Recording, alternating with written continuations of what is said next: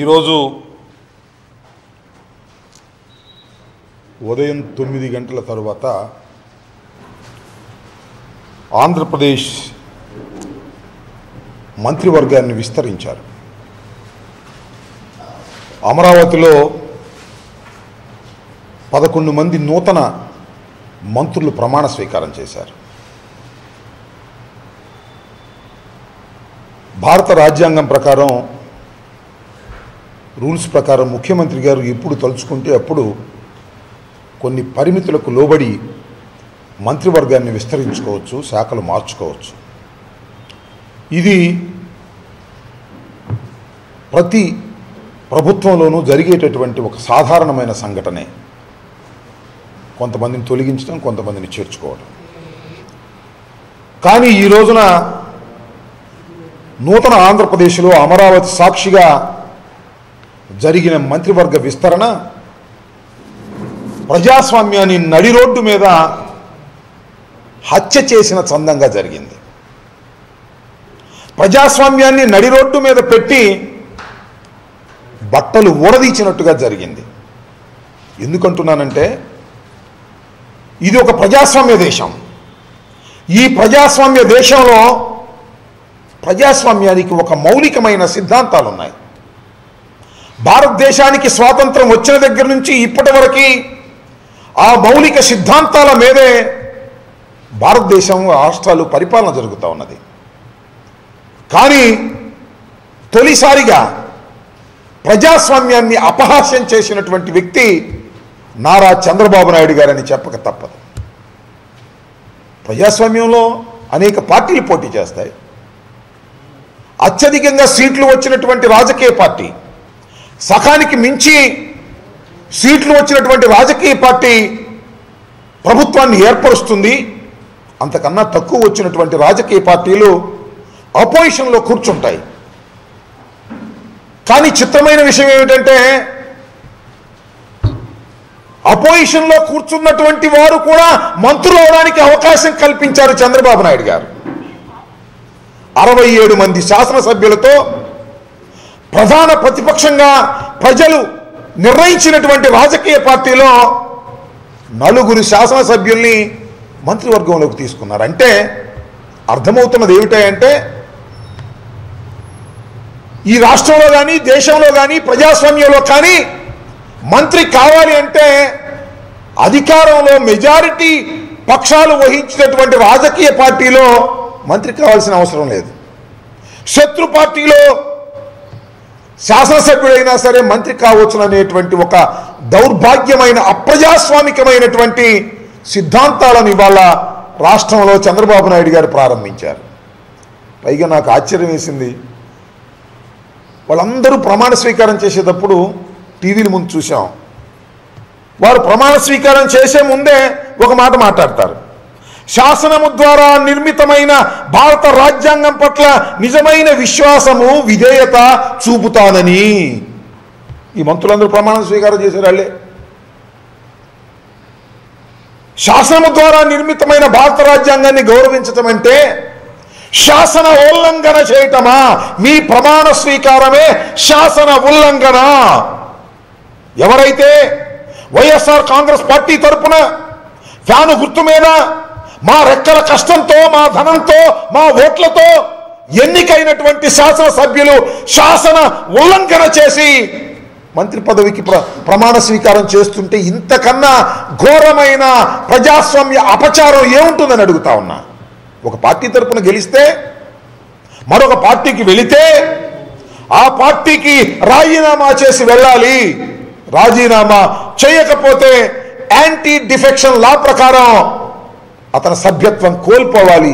ఇది భారత రాజ్యాంగం చట్టాలు చెబుతున్నటువంటివి. ఆ చట్ట ఉల్లంఘన చేసి ఇవాళ మీరు ప్రమాణ స్వీకారం చేస్తూ విధేయతతో, విశ్వాసంతో ఉంటున్నామని మీరు ప్రమాణం చేస్తున్నారు అంటే ఇంతకన్నా ఘోరమైన అపచారం, ప్రజాస్వామ్యాన్ని మంటగలపటం ఇంకేదైనా ఉంటుందా అని అడుగుతా ఉన్నా. ఒక పార్టీ నుంచి మరొక పార్టీకి వెళితే ప్రధానంగా రాజీనామా చేయాలి. రాజీనామా చేయకపోతే డిస్క్వాలిఫై కావాలి.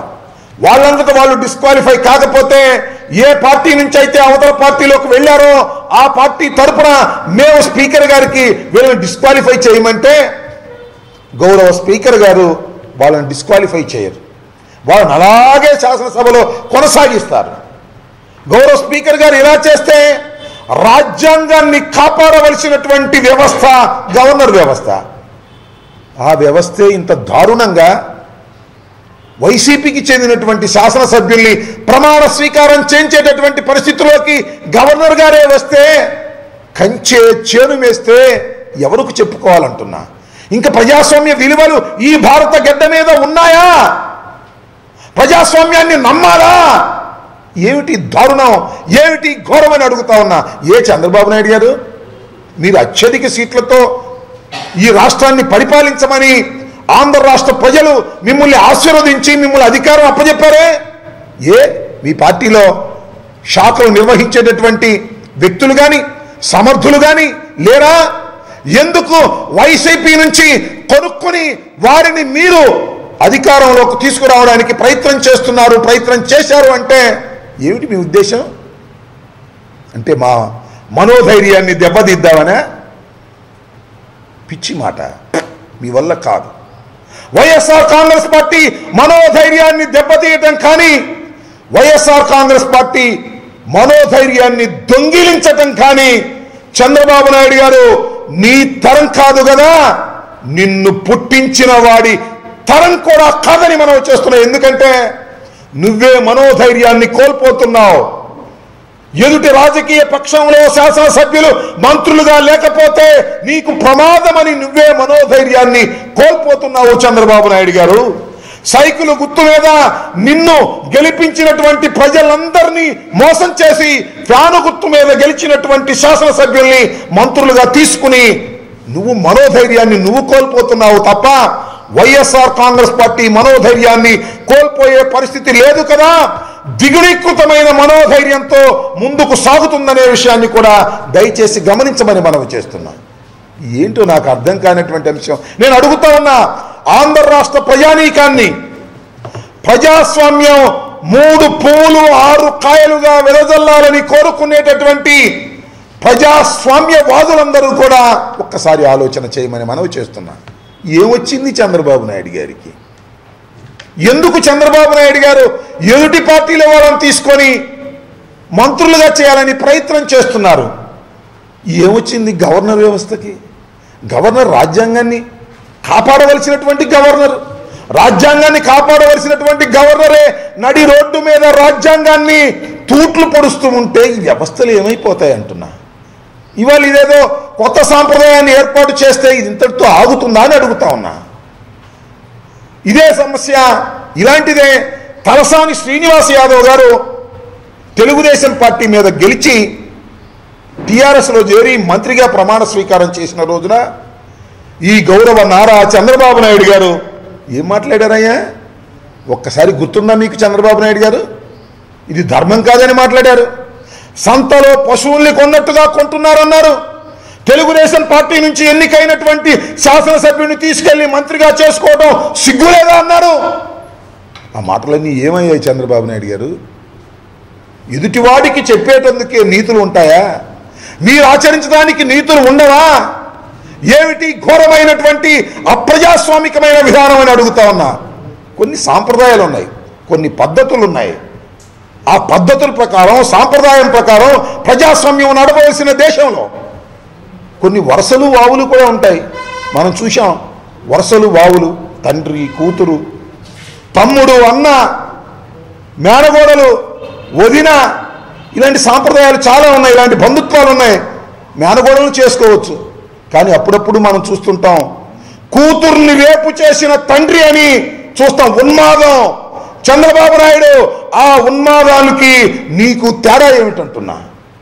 నీ పక్షంలో ఉన్నటువంటి వారిని మంత్రులుగా ఎన్నుకోవలసినటువంటి నువ్వు ఎదుటి పక్షంలో ఉన్న వారిని కొని సాంప్రదాయాలకు భిన్నంగా వావి వరసలు లేకుండా ప్రవర్తించేటటువంటి నారా చంద్రబాబు నాయుడిని ప్రజాస్వామ్య దేశంలో బహిష్కరించుకోకుండా ప్రజలు ఉండటం న్యాయం అవుతుందా? ఒక్కసారి ఆలోచించమని మనవి చేస్తున్నా.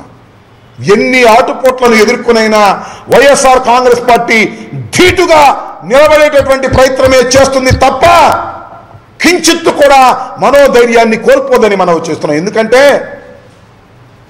అదేమిటో నాకు తెలియదు కానీ, అది గ్రహబలమో మేము వచ్చిన తీరో తెలియదు కానీ, ఎప్పుడు వచ్చినా రాజకీయ పార్టీ వైఎస్ఆర్ కాంగ్రెస్ పార్టీ ప్రారంభం నుంచి అనేకమైన ఒడిదుడుకులను ఎదుర్కొంటూ వచ్చినటువంటి రాజకీయ పార్టీ. ప్రారంభం నుంచి జగన్మోహన్ రెడ్డి గారి మీద తెలుగుదేశం పార్టీ, కాంగ్రెస్ పార్టీ కలిసి కుట్రలు చేసి కేసులు పెట్టి జైల్లోకి వెళ్ళిన మనోధైర్యాన్ని కోల్పోనటువంటి రాజకీయ పార్టీ. మా పార్టీ కూడా చాలా మంది మీ పార్టీ నుంచి వచ్చారు, తెలుగుదేశం నుంచి వచ్చారు, కాంగ్రెస్ నుంచి వచ్చారు. వచ్చిన ప్రతి వారిని రాజీనామా చేయించి గెలిపించినటువంటి శక్తి, చరిత్ర కలిగినటువంటి రాజకీయ పార్టీ వైఎస్ఆర్ కాంగ్రెస్ పార్టీ అని మనం చేస్తున్నాం. ఎన్ని ఒడిదుడుకులైనా తట్టుకుని నిలబడగలిగినటువంటి శక్తి డాక్టర్ వైఎస్ రాజశేఖర రెడ్డి గారు భగవంతుడు మాకు కల్పించాడని మనం చేస్తున్నాం. ఇవాళ మా పార్టీ నుంచి 24-21 మందిని నువ్వు కొనుక్కొని దానిలో 4గురికి మంత్రులు ఇచ్చి ఆ 4గురి చేత నిత్యం జగన్మోహన్ రెడ్డి గారిని, వైఎస్ఆర్ కాంగ్రెస్ పార్టీని దూషించే కార్యక్రమం చేసిన ఎక్కడ చెక్కు చెదరని ధైర్యంతో ముందుకు వైఎస్ఆర్ కాంగ్రెస్ పార్టీ వెళుతుందని మనవి చేస్తూ నేను ఇక్కడే కోరుకుంటున్నా, ఆంధ్ర రాష్ట్ర ప్రజానీకం అందరూ ప్రజాస్వామ్యవాదులు. అమరావతి సాక్షిగా ప్రజాస్వామ్యం ఖూనీ కాబడింది. దీన్ని ఆలోచించమని మనం చేస్తున్నాం. చంద్రబాబు నాయుడు గారు మొన్న శాసనసభలో చెప్తున్నారు, నేను చండశాసనం నుండి తప్పు చేస్తే సహించను. ఇదేంటి ఒప్ప? అది తప్పు చేస్తే సహించని ఓ చండశాసనుడా ఇది చేస్తున్నది ఏమిటని నేను అడుగుతా ఉన్నా. అంతేకాదు, జీవితంలో ఆయన ఎప్పుడు తప్పు చేయలేదట. ప్రతిరోజు చంద్రబాబు నాయుడు గారు చేసేది తప్పులే. ఇది ఒక ఘోర అపచారం. దీనికి చంద్రబాబు నాయుడు గారు, తెలుగుదేశం పార్టీ మూల్యం చెల్లించక తప్పదని మనం చేస్తున్నాం. జగన్మోహన్ రెడ్డి గారి నాయకత్వంలో వైఎస్ఆర్ కాంగ్రెస్ పార్టీ నిరంతరం పోరాడుతుంది. కేంద్ర ప్రభుత్వం మీద ప్రత్యేక హోదా కోసం పోరాడుతుంది. చంద్రబాబు నాయుడు గారి అవినీతి మీద ప్రతిక్షణం పోరాడుతుంది. ఎన్ని ఇబ్బందులైనా ఎదుర్కొని వైఎస్ఆర్ కాంగ్రెస్ పార్టీ తట్టుకొని పోరాటంలో ముందుకు వెళ్తాము. మొక్క ఓని ధైర్యంతో ముందుకు వెళుతున్నటువంటి మా జగన్మోహన్ రెడ్డి గారి ధైర్యాన్ని, సాహసాన్ని చూసి నిజంగా గర్వపడుతున్నామని మనం చేస్తున్నా. ఎట్టి పరిస్థితుల్లోనూ ఇలాంటి అప్రజాస్వామికమైనటువంటి విధానాలను ప్రజలు ఖండించాలని వైఎస్ఆర్ కాంగ్రెస్ పార్టీ కోరుకుంటుంది. ప్రజలు వైఎస్ఆర్ కాంగ్రెస్ పార్టీని ఆశీర్వదించాలని మనస్ఫూర్తిగా మిమ్మల్ని అందరినీ కోరుకుంటూ ప్రార్థన చేస్తూ చంద్రబాబు నాయుడు గారికి హెచ్చరిక చేస్తున్నాం. మీరు చేస్తున్న ఈ అప్రజాస్వామిక విధానాలకు త్వరలోనే మీరు, మీ అబ్బాయి ఇద్దరు మూల్యం చెల్లించక తప్పదని మనం చేస్తున్నా. చెప్పారు చంద్రబాబు నాయుడు గారు ఆ మధ్యన, రుణమాఫీకి కుటుంబంలో ఒకరికే చేస్తాడంట, రెండోడుకుంటే చేయడంట. కానీ ఈ కుటుంబంలో ఇద్దరు మాత్రం మంత్రులుగా ఉండొచ్చు. ఒక ముఖ్యమంత్రిగా ఉండొచ్చు, ఒక ఆయనేమో మంత్రిగా ఉండొచ్చు. అదే లోకేష్ గారు ఒకనొక సందర్భంలో చెప్పారు, హైదరాబాద్, గ్రేటర్ హైదరాబాద్ ఎన్నికల్లో లోకేష్ గారు ఒక మాట చెప్పారు, నేను హైదరాబాదీని అని. మరి వాళ్ళు ఏ బాధి అయ్యాడు అంటున్నా. మంత్రివర్గం వచ్చేటప్పటికి అమరావతి వాసి అయ్యాడు. అప్పుడు ఎన్నికల్లోనేమో నేను హైదరాబాదీని అని చెప్పాడు. ఇలా తప్పుడు మాటలు చెప్పి పబ్బం గడుపుకునేటటువంటి తెలుగుదేశానికి ప్రజలు బుద్ధి చెబుతారని ఈ సందర్భంగా తెలియపరుస్తూ ఉన్నాను. ఇంకా ఓకే, థ్యాంక్ యూ.